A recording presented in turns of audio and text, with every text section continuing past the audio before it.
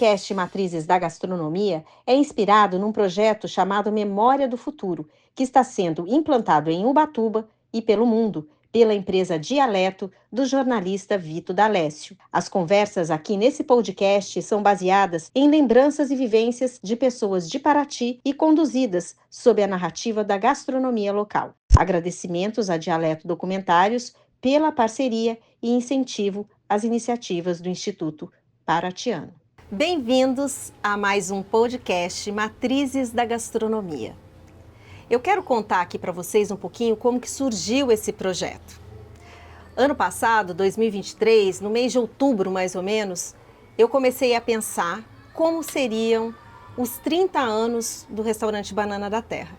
E convidei uma amiga de muito tempo, que eu admiro muito o trabalho dela, que é a Maria Vargas, proprietária, jornalista da Documenta, e convidei a Maria para vir aqui em Paraty para pensar comigo como a gente faria aí a comemoração dessa data tão especial. E aí saímos com um projeto pronto, né, que foi justamente a Caravana Gastronômica Paraty, que é um projeto que tem dois eixos temáticos, um de registro, né, de patrimônio e outro de mídia. E na parte de registro, a gente tem os podcasts, que são 10 podcasts dessa série, e a gente tem também um outro projeto que é um registro multi, né, que tem vídeo, que tem receitas também, e tem a parte de um livro. Então, nessa parte de registro, e temos também a criação do Instituto Paratiano de Gastronomia, que é a criação dessa entidade para abrigar esses projetos. Então a gente está aqui hoje, pelo Instituto Paratiano de Gastronomia, em mais um episódio desse podcast, Matrizes da Gastronomia. Bom, a ideia aqui é a gente registrar matrizes através de pessoas como matrizes, né, que guardam os conhecimentos, a cultura local. Então, hoje eu estou muito honrada de estar aqui conversando com a Neuza, que é vice-cacique, né, Neuza, da tribo Guarani Nhandeva. Isso. Bom, olha, eu vou só ler uma pequena biografia aqui que você me enviou, né? O seu nome é Neuza Cunhã Taquá Mendonça Martini, indígena do povo Guarani Nhandeva, tem 34 anos, é mãe de 2 filhas, escritora, gestora de projetos e vice-cacique da aldeia do Rio Pequeno. Neuza, uma honra estar aqui com você e eu estou muito curiosa para conhecer um pouquinho da sua história. Recentemente a gente se encontrou por causa de um projeto que você veio falar comigo que você tem, depois a gente vai até falar dele. Uhum. E eu, quando comecei a te olhar, falei assim, eu conheço essa moça. E aí você me disse que durante muito tempo você esteve aqui no Centro Histórico com a sua família, não é isso? Sim.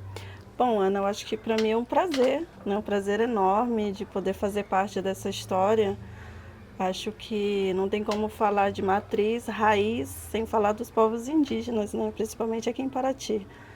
E para mim é um prazer, né? Como mãe, como mulher, né? Então a gente está sempre muito envolvida com diversas ações para a gente mostrar o que é a cultura dos povos indígenas. Neuza, você, agora com a sua fala, né, você contextualizou muito bem a sua presença aqui nesse podcast. E é engraçado porque quando eu lembrei de você, eu lembrei de você como uma personagem, como uma menina pequenininha que vendia o artesanato aqui. Mas olha a grandeza dessa personagem que ficava em segundo plano e que não. Uhum. É uma personagem de primeiro plano. Você sente diferença de um tempo para cá da colocação na sociedade do teu povo, da tua tribo, do ser indígena? Sim, sim. Assim, bem pequenininha, né? A minha família foi o primeiro povos indígenas a vender artesanato na rua do Centro Histórico de Paraty. Isso foi nos anos de 94, 95, eu era bem pequenininha. E vendia artesanato na rua com a minha mãe, com a minha irmã. E eu fui crescendo e fui conhecendo a importância do envolvimento, principalmente das mulheres. E qual era a minha posição ali dentro, né, da comunidade, como filha, né?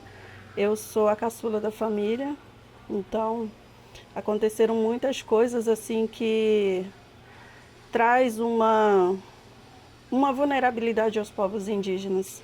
E aqui em Paraty não foi diferente, né? É como se a gente estamos no nosso território, mas ao mesmo tempo a gente não é reconhecido. Isso é bem ruim, né? Mas Paraty foi criada, né, pelos escravos e pelos indígenas, né? Cada centímetro do quadrado do centro histórico existe uma história que está enraizada nessas pedras, nas paredes, nessas casas antigas. Arquitetonicamente é uma tradição, né, dos povos indígenas e dos negros. E aí hoje eu tenho 34 anos e estou no movimento indígena, né, sou vice-cacique na terra indígena, então eu fui criando um conhecimento, um aprendizado no meio de muitos homens, que a gente enfrenta esse machismo estrutural, machismo cultural também, que existe tanto na sociedade branca, mas existe dentro dos povos indígenas também. Só para a gente ver, no Rio de Janeiro tem 8 terras indígenas, aqui em Paraty 5 terras indígenas. E eu sou a única mulher dentro do movimento. No Rio de Janeiro No Rio todo? de Janeiro ao todo. Então isso mostra o quanto a gente ainda precisa avançar, né? Mas, assim, a minha luta começou desde que eu era pequena. Sempre me posicionei muito forte, né? Eu acho que eu estudei muito também, eu estudei aqui em Paraty, no Sembra, na Plante. Isso me ensinou muita coisa. Eu aprendi, né, a lidar com esse mundo que a gente fala do branco, né? Eu vejo você como uma porta-voz, assim, do seu povo, né? E você acha, né? Eu entendo isso também. O fato de você ter estudado, de você ter buscado, né, conhecimento, isso contribui muito para que você seja essa porta-voz, não Sim, é? sim. Me ensinou muita coisa.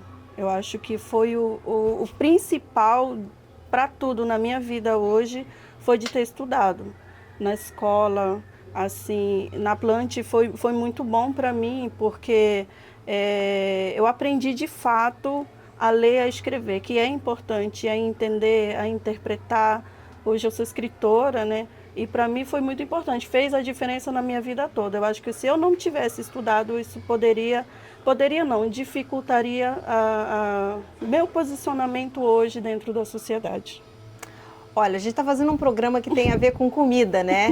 E É, tudo que a gente falou aqui, querendo ou não, a gente vai conseguir juntar esses temas, né? Por isso eu quero te perguntar, começar com uma pergunta que parece que não tem tanto a ver, mas eu acho que tem muito a ver, que é a sua alimentação quando você ainda estudava, né? Porque tem a escola indígena, né? sim, E continua tendo, as crianças, inclusive a sua irmã é merendeira lá. sim. E como que era a alimentação quando você era pequena? Na terra indígena, essa alimentação que é oferecida pelo Estado, né, das escolas. E eu queria saber como era e hoje se mudou alguma coisa. Olha, antigamente, quando eu estudava, a gente na escola não tinha, né? Porque eu estudei fora, não fui alfabetizado dentro da terra indígena. E daí, mas na família, a gente sempre teve, dentro da terra indígena, a gente sempre teve uma alimentação tradicional, que é fazer a preparação, o plantio, desde o plantio, a colheita até a preparação dos alimentos.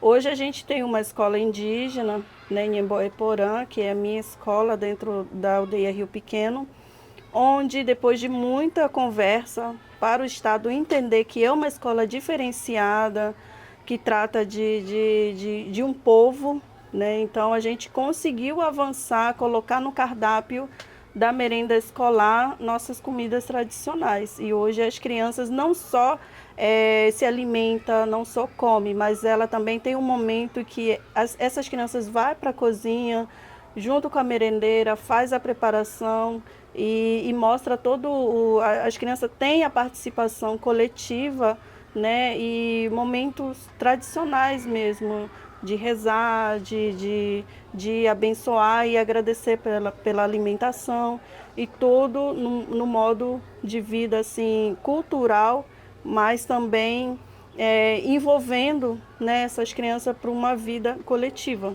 porque isso é um modo de vida tradicional dos povos indígenas. Essa coisa da coletividade, de preparar Sim, junto o alimento, né? sim.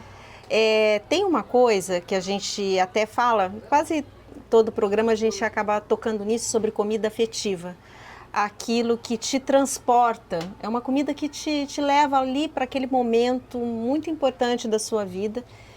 Eu queria saber qual é a comida, né, que você lembra de muito pequena, da sua mãe, do seu pai, de uma avó, de uma tia. Em que lugar isso acontece? Que comida é essa?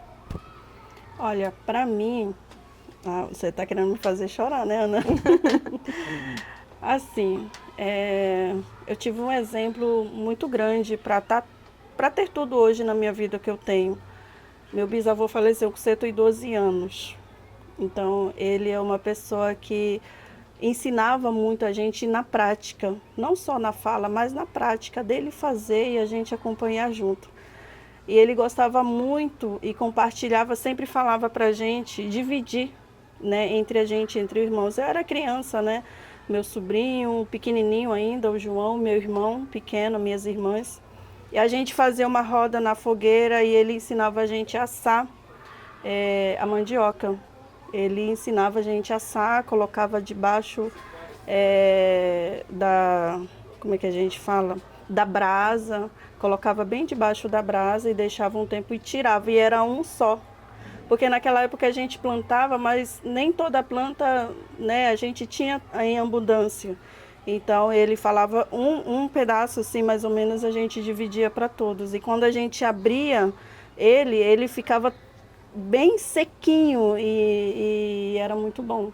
Então, a sua maior memória... Como é que chama a mandioca assada mesmo? Mandiombichi. Mandiombichi. Que a gente vai cozinhar junto. Sim, aqui. vai fazer. Esse é um dos cardápios. E aí é a mandioca inteira com casca? Com casca e tudo. Coloca na brasa. Por baixo, tampa com a brasa e deixa um tempinho lá. Ele vai assando. E essa memória, então, é muito boa para você? Sim, sim. E me conta mais um pouco, assim, da alimentação. Você está falando da coisa de compartilhar, de todos juntos. Não tem cada um uma cozinha na sua casa, que nem a gente tem por aqui, né? Não. Cada um vai almoçar na sua casa, cuida do seu prato. Não. Como é que é lá? Como é que vocês fazem no Rio Pequeno? Olha, a gente tem uma cozinha, né, que a gente chama de cozinha comunitária, onde a gente faz as alimentações. E a minha irmã é a principal chefe lá. Todo mundo chama ela, tá bom de sal, tá bom de tempero, como que eu coloco, como que eu faço, é tudo com ela. Então a gente se ajuda muito, né? Uma faz uma coisa, a outra já vai fazendo arroz, temperando feijão. Então a gente tem uma alimentação desde o café da manhã, o almoço e janta, todo mundo nesse lugar coletivo, que é a cozinha comunitária. Todo mundo se alimenta, fala, faz reunião, fofoca, tudo ao mesmo tempo. Tudo ali. E me conta assim, de quando, né, você era pequena, você está com 34 anos. Mudaram os hábitos alimentares durante esse tempo, né? O que se comia antes, o que era antes e o que é agora? O que mais mudou? Olha, antigamente a gente comia essas comidas mais tradicionais, da forma como era preparado. Hoje a gente não se alimenta mais só disso, mas só em ocasião especial, quando vai fazer um batismo, quando vai fazer uma festa, aí a gente prepara tudo, porque assim, antigamente a gente conseguia plantar mais, hoje a gente não consegue ter essa quantidade de plantio por conta da terra, envolve diversas questões, né? O espaço, a terra, a qualidade da terra também. Então hoje a gente não consegue executar, por conta que envolve também hoje assim, financeiramente, a gente precisa vender artesanato, precisa produzir artesanato, então a gente acaba produzindo pouco e produzindo menos alimentação. Tá certo. Então, assim, porque houve um boom também de coisas industrializadas, né? Sim, E aí é muito mais fácil, né? Aqui, em todas as culturas, isso. E que isso acarreta um monte de doenças também, não é uma coisa boa para a nossa saúde, né? Como é que é o consumo de produtos industrializados, né? De comida industrializada lá no Rio Pequeno? olha, no Rio Pequeno em si, a gente tem orientado bastante, a gente tem cortado muita coisa, mas mesmo assim é muito consumido a quantidade. Se a gente comparar com o tempo de antes do agora, a quantidade aumentou. E não só no Rio Pequeno, né? Em Uhum. várias outras aldeias, o consumo é maior, é mais fácil, o pessoal compra. Então envolve toda essa questão, né? Como eu falei, lá a gente não consegue ter um espaço, por exemplo, para plantar em quantidade. Uhum. Então a gente planta pouco e esse pouco não é o suficiente, digamos assim, para o ano todo. Então a gente acaba assim comprando muitos alimentos fora, comida industrializada. E vocês têm uma casa de farinha?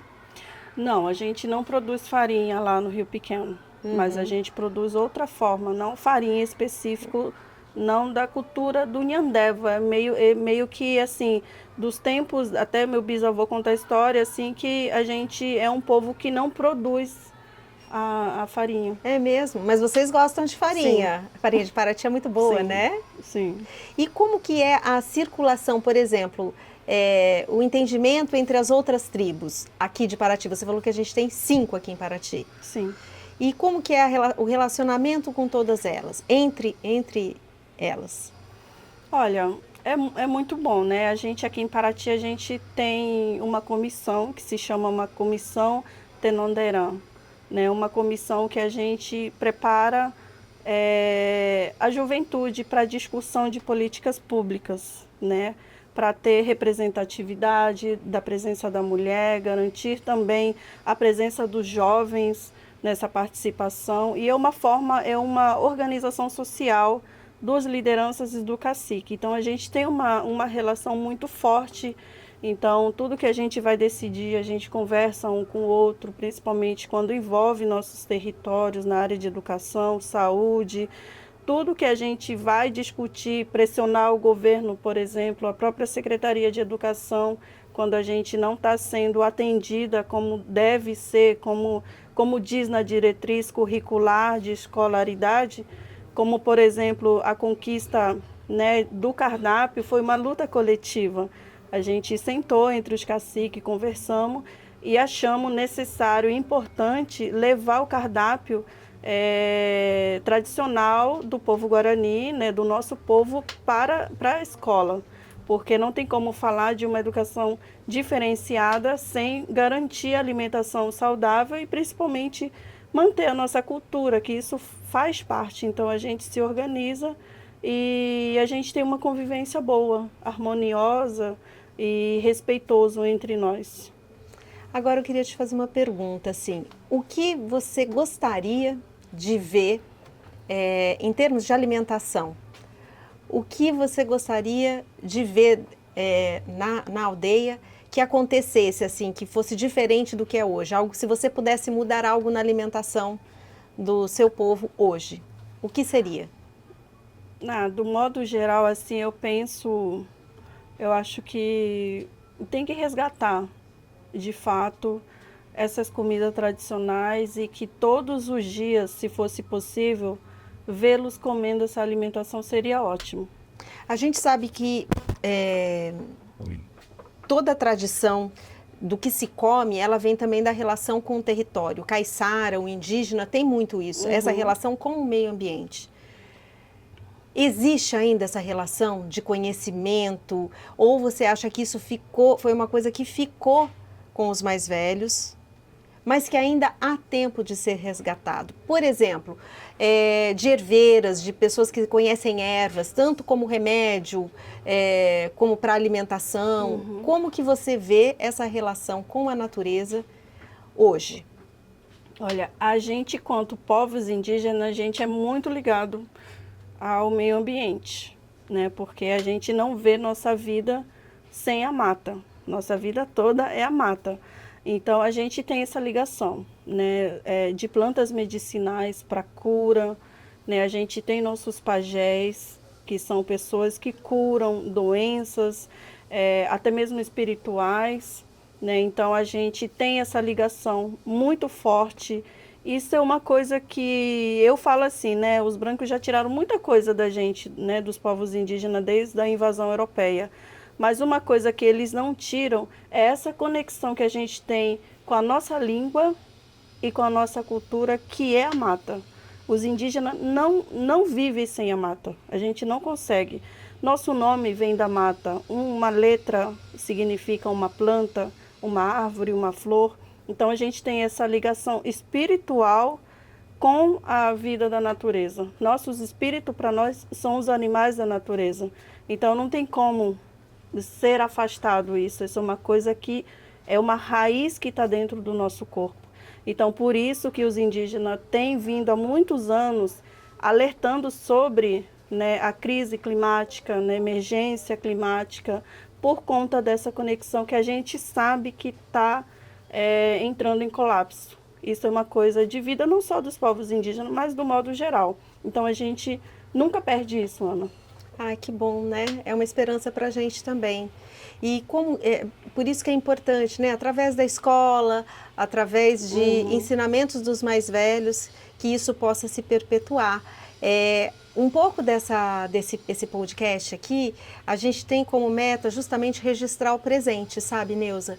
Para a gente criar essa memória no futuro, para que a gente daqui a 20, 30 anos pegue esse vídeo, né? A gente vai estar velhinha lá, os nossos filhos, nossos netos vão estar olhando, falando, olha só como que era, olha como melhorou, poxa, isso podia ter sido assim, né? Mas é um retrato desse momento presente que a gente vive.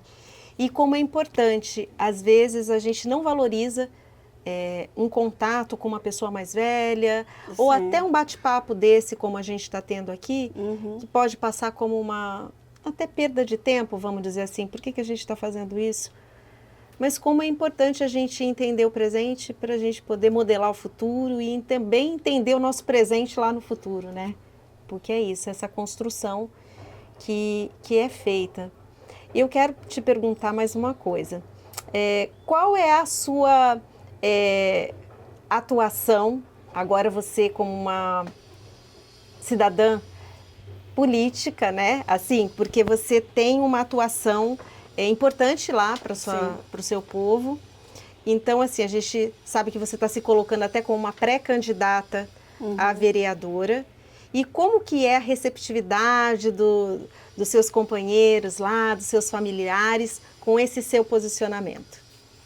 Olha, tem sido positivo, pela forma como eu vejo, assim, porque desde pequena eu cresci nessa organização dos caciques, né, que a maioria sempre foi homens. E eu cresci ali pequenininha, sempre minhas opiniões, até os 22, 23 anos, assim, mais ou menos, minhas opiniões não eram válidas.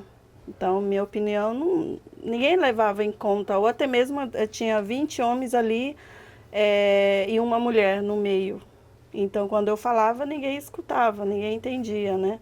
Mas isso mudou porque, assim, é necessário uma mulher indígena, né, vir para esse meio político, porque a gente sabe, nós, quanto mulher, a gente cuida do nosso redor, da nossa alimentação, da própria comida, a forma como é preparada e como a gente lidar com a educação das nossas crianças, com a sociedade ao todo, com as pessoas, com o filho, com o parente, é com amor. E é assim que precisa mudar a realidade do nosso país, com mais mulheres, né, mais equidade na nossa política, e as mulheres estão preparadas para isso, né? E a mulher indígena, ela não está trazendo só propostas, né? A mulher indígena, ela traz um projeto de vida, é uma proposta de uma sociedade melhor, né? Porque falar da vida dos povos indígenas é falar do meio ambiente, e falar do meio ambiente é falar da vida do nosso planeta. Então, não é só uma proposta, né? É um plano de governo, é o empoderamento das mulheres, é necessário mulher indígena hoje estar dentro da sociedade, vista como uma cidadã, como uma mulher política e capaz de lutar por uma qualidade melhor de vida e de propor políticas públicas, não só para os povos indígenas, mas ao todo, na sociedade civil. Você é a primeira candidata mulher indígena aqui em Paraty, não é? Sim. Você acha que você está preparada para enfrentar essa turma que já está na política há um tempão e a gente sabe que a coisa não é brincadeira, Nilza? Olha, das vezes que eu lembrei que perdi algumas lutas, foi as quais eu não lutei. As que eu tive vitória foram todas elas que eu lutei. Mesmo não tendo ganho Mesmo totalmente. tendo. E eu aprendi uma coisa, que se a gente não ter coragem e levantar e falar, ninguém vai fazer. E críticas vai vir. E as críticas vai ser pedrinhas e escadas para mim conseguir subir na minha vida profissional, na minha vida política e poder fazer a diferença. Eu acho que já passou da hora dos povos indígenas aqui em Paraty terem um lugar ali na Câmara, né? Porque é tanto discurso bonito sobre os povos originários, mas na verdade o que se faz, às vezes, a gente fica sabendo muito pouco, né? Eu acho que ter esse espaço garantido, esse espaço que ele, na verdade, o quanto ele é importante, né? Ter os povos originários ainda aqui, todos vivendo nas suas tribos, porque o que faz Paraty esse patrimônio da humanidade também é essa cultura, né? Então, é colocar a importância de verdade, não é só no papel, só no discurso, mas tirar e colocar. Eu fiquei muito entusiasmada com a sua candidatura, pré-candidatura ainda, né? Daqui a pouco tudo vai se oficializar, se tudo der certo. Sim. E dará. E assim, estou torcendo muito, viu? Porque eu acho que a gente tem que não pensar só na gente também, né? Porque um tempo atrás desses falaram, mas você já tem tanta coisa. E é verdade, eu acho que a gente é tão privilegiado em tantas coisas que eu quero ver as pessoas que de repente nunca tiveram luz sobre elas também, terem esse momento e a gente poder compartilhar esse poder, né? Esse poder ajudar, porque poder tem várias formas de olhar o poder, né? Tem aquela forma do cara que fica ali no poder e é poderoso, quer só utilizar, né? Usar desse poder, ou então ter uma oportunidade com poder, que é muito bacana, né? Sim, é muito bacana. Para mim está sendo desafiador, né? Diferente de todos esses anos, né, dentro do movimento, é muito diferente, né, para nós povos indígenas. Mas a gente entende também que a pauta dos povos indígenas não vai ser uma pauta para qualquer pré-candidato ou candidato que está vindo, né, de propor políticas públicas para os povos indígenas, porque não sabe da realidade, não convive. Então, de um dia para o outro, a gente não consegue. Eu costumo ainda falar, né? Eu tenho muitos amigos que falam assim, eu estou há 40, 50 anos com os indígenas. Eu sei tudo, mas acaba lá na frente falando, não estou entendendo. Então, pode conviver 20, 30, 100 anos com os povos indígenas que não vai entender, de fato, a necessidade. Então, a gente precisa desse espaço de estar nós, falar por nós. Chega de outras pessoas, né, brancos principalmente, homens falando por nossos direitos das mulheres e direito dos povos indígenas, né, dos povos originários, por que não nós mesmos, né, nós mesmos nos representar no legislativo e ensinar mesmo, reeducar as pessoas para conhecer, né, as políticas públicas, né, dos povos indígenas, mas do modo geral também. Olha, eu vou fazer uma pausa aqui rapidinho só para agradecer os nossos parceiros do podcast Matrizes da Gastronomia. Como eu disse no início, é uma realização do Instituto Paratiano de Gastronomia.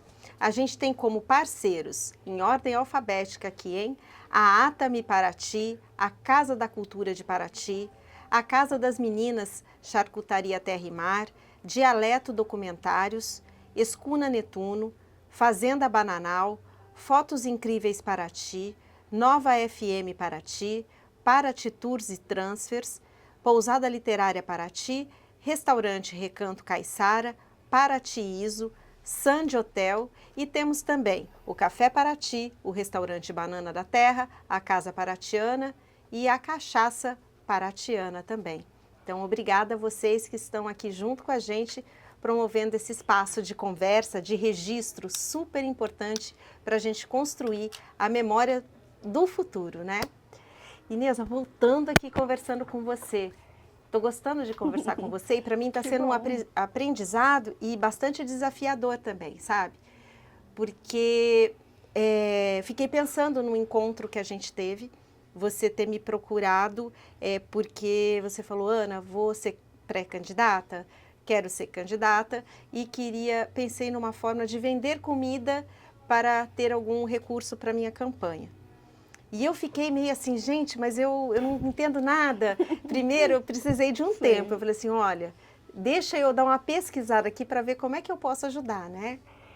E aí eu fui atrás de outras pessoas que tenham feito algum trabalho, assim, com alguma tribo, com algum indígena. E aí descobri uma chefe em Manaus, a Débora Schnork, que fez, junto com uma etnia indígena lá de Manaus, um primeiro restaurante, primeira casa de comida indígena brasileira.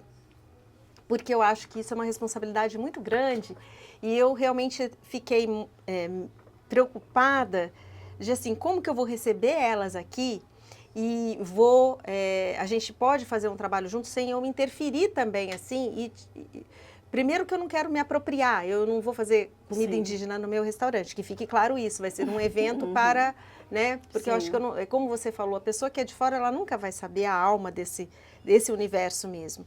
E também não queria mudar a tradição de vocês aqui, nem me apropriar e nem tirar a identidade de vocês.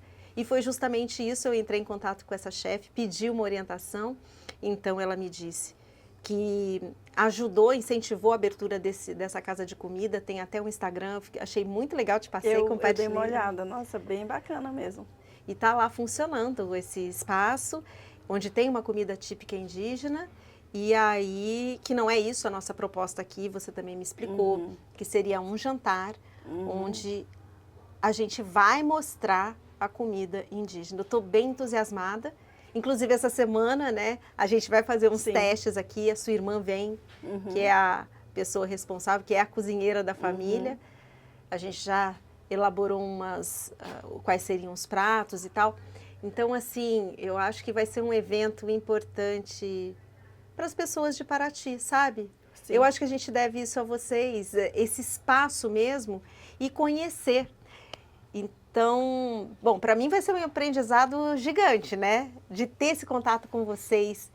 Eu percebi que a tua irmã, ela é mais tímida, ela é bem tímida. Retraída para falar. Eu acho que ela fala mais indígena. Sim, sim. Né? Ela tem muitas palavras que ela não entende em português. Sim, então assim, imagina, vai ser uma oportunidade muito importante para minha formação como cozinheira, assim, de estar com vocês aqui. Só tenho a agradecer, viu? Só tenho a agradecer porque acho que vai ser um evento muito bacana, né? Sim, eu esperado. Então, bacana. Vai ser em agosto, a gente ainda não sabe direito a data, mas deve ser dia 7, 8 de agosto, a gente vai fazer um jantar aqui. Vai vir a Vilma, que é a irmã da Neuza, a gente vai trazer mais uma da equipe de vocês lá. Eu vou colocar minha equipe à disposição e a gente vai fazer um jantar, acho que vão ser 5 etapas, né? E, bom, vamos divulgar e espero que o paratiense, o turista, venha aqui nesse dia e conheça e valorize, porque são as nossas raízes. Eu senti isso, assim, quando eu estava falando com vocês, aprendendo como vocês falam o som das coisas, assim, puxa, por que a gente não se aprofundou nisso? É tão rico e assim, é a gente, né? A nossa formação é de onde a gente vem. Eu acredito muito que tudo tem o seu tempo, sabe? As energias, Deus, né, acima de tudo, tem um momento certo para tudo acontecer. A gente veio com essa proposta, mas assim, é uma proposta que, como eu falei, né, é um projeto de aprendizado, de reeducar as pessoas, de levar para conhecer. Eu espero, de fato, que venham muito o pessoal de Paraty, que de fato conheça. Todo mundo conhece a Vilma, que vende artesanato na rua, todo mundo conhece a Neuza, mas assim, qual é a história da Neuza, qual é a história da Vilma, qual é a história, né, dos povos originários aqui de Paraty, as aldeias. E nos sabores dessa comida, eu acho que vai encantar as pessoas, né, de sentir vontade de conhecer as aldeias. E principalmente eu acho que não poderia ser num espaço melhor, né, de um restaurante, né, que é sua. E eu entendo assim, Ana, que você, a minha irmã disse que sentiu algo em você que é inexplicável. Um carinho, o amor, uma pessoa muito alegre, uma pessoa verdadeira. Ela falou assim, eu estou encantada com a Ana. Puxa, que obrigada. Ela falou isso para mim. Eu falei, que bom, fico muito feliz. E ela falou assim, ela vai saber, como é que eu vou falar assim? Ela vai saber apresentar, de fato, da forma como deve ser apresentado, né? A nossa comida, ela está toda animada, ela está muito feliz. Eu também. E assim, pode ter certeza que eu vou tratar com esse momento com muito cuidado, porque para mim Ela também... adorou essa cozinha. Gostou, né? Ela foi falando da sua cozinha, falou para minha mãe, para todo mundo. Ela falou assim, a casa toda é a cozinha, o tamanho da cozinha dela é gigante. Que legal. Ela adorou. Eu vi que ela estava olhando tudo, eu falei, e aí, o que você está achando? Linda a sua cozinha. Ela só falou, estava encantada lá com a cozinha, muito legal. Sim. Eu estou bem entusiasmada para esse encontro. E eu quero, antes de fechar aqui, antes de fazer até as considerações finais, eu quero te perguntar umas coisas, tá? Aquelas perguntas rapidinhas, assim, e aí você me diz. O que você nunca comeu e tem vontade de comer? Olha, eu sempre tive muita vontade de comer comida diferente, principalmente algo mais salgado. Então, eu nunca comi aquele... como é que é feito aquele bolo? Não é bolo. É feito com que ingrediente? Você lembra? Coloca variedades, tipo, tem de frango, tem cuscuz? Isso. Cuscuz, eu nunca comi. É nunca mesmo? Puxa, Nunca acho que eu comi. posso realizar esse seu desejo. Que bom, é uma coisa que eu consigo fazer. Eu nunca comi, sempre saí numas festinhas, mas assim, sempre ficava olhando e vindo, mas nunca comi. Ai, que legal. É uma coisa que dá para resolver, né? Ó, se você fosse uma comida, que comida você seria? Eu acho que eu seria um pouco mais amarga. É mesmo? Mas tem comida amarga que é boa, hein? Talvez seria... Me enquadro mais com... Não sei se você conhece o cupuaçu. Uhum. Eu acho que eu seria um cupuaçu, viu? Bem azedinha, Bem azedinha, né? Tá certo. E olha, se você fosse nascer de novo, qual seria a sua profissão? Olha, eu queria ser advogada. É mesmo? Mas dá tempo ainda nessa vida, né? Dá tempo. Olha que legal, Quem hein? sabe? Uhum. Que eu acho que eu me dói a alma, às vezes, me indigna demais ver injustiças e não poder fazer nada. É isso aí. Nossa, Neuza, que papo gostoso. O tempo passou, a gente nem viu a hora passar. A gente já está conversando aqui faz mais de 40 minutos. Nossa, é bem rápido mesmo. E eu conversaria com você muito mais. Eu vou te contar uma coisa aqui. Eu acho que eu faria podcast o resto da minha vida. Adorei esse negócio. Porque assim, gente, olha só que delícia estar com alguém conversando. Olha que mulher incrível, né? E as pessoas todas são muito assim. Você sabe que cada mulher que eu conheço, e que daí eu começo a conversar um pouco mais com ela, e aí elas vão me contando, né, vão tirando da cartola as histórias. Uma, é outra, eu fico assim, gente, eu me apaixono, porque eu acho que assim, as mulheres têm uma história de luta tão grande, cada uma tem o seu caminho, mas cada uma com uma história que eu falo assim, puxa vida, gente, que pessoa extraordinária, né? E eu fiquei pensando muito em você e na Vilma, naquela vinda que vocês vieram aqui, né? Uhum. Porque se a vida já é difícil aqui na cultura dos brancos, aqui do nosso dia a dia com esse machismo, eu imagino vocês não só lá, mas tendo que conviver aqui, nessa cultura que é a dominante, que é a cultura branca, que hoje domina tudo, né? Você, mulher indígena aqui. como você é vista, como você é tratada. Eu fiquei pensando muito nisso, sabe? Então, às vezes a gente acha, tem muita diferença, tem muita diferença. É por isso que eu acho assim a sua candidatura muito importante. Sim. Eu acho que a gente precisa procurar mulheres com as quais a gente se identifica para votar, porque as mulheres fazem política diferente. E acho também que a gente tem que pensar em candidatas que representem aí uma minoria e que precisa Sim. ser ouvida e que precisa ser assistida. E que, Sim. né, a gente precisa igualar É, isso. acho que não é fácil estar aqui, né? Não é fácil, nunca foi fácil para mim, né? Até um tempo atrás eu estava tentando abrir uma bala e eu senti uma dificuldade tão grande, parecia que a bala não queria que eu abrisse ela, sabe? Eu falei, nossa, até a bala é difícil para mim abrir. Mas assim, a minha vida toda eu passei assim, tendo que enfrentar, enfrentar muita coisa. Não me calei, né? Não me escondi, mas também eu apanhei demais nessa vida. Eu te admiro, viu? Estou muito feliz de você estar aqui. E eu, para mim, assim, só a oportunidade de estar aqui com vocês essa semana cozinhando vai ser demais. Eu tenho certeza, Neuza, que esse é o comecinho de um relacionamento e que eu espero Sim, que você faça a diferença para o seu povo. Você tem uma amiga aqui que vai estar sempre te obrigada, apoiando aí viu? na sua luta, tá? E de verdade, obrigada de ter estado aqui comigo. Também estou emocionada, porque é muito bacana, assim, é uma oportunidade de aprendizado para mim também, tá? Bom, Obrigada. gente, a gente vai se despedindo, Tchau, mas antes eu tchau. queria que você fizesse uma consideração final. Falasse Sim. como você fecharia isso aqui. Fica à vontade. Olha, eu fecharia, Ana, assim, para dizer que é um momento único, mas é uma porta se abrindo para os povos indígenas, né? Através de mim, né? Eu acho que tudo tem um propósito.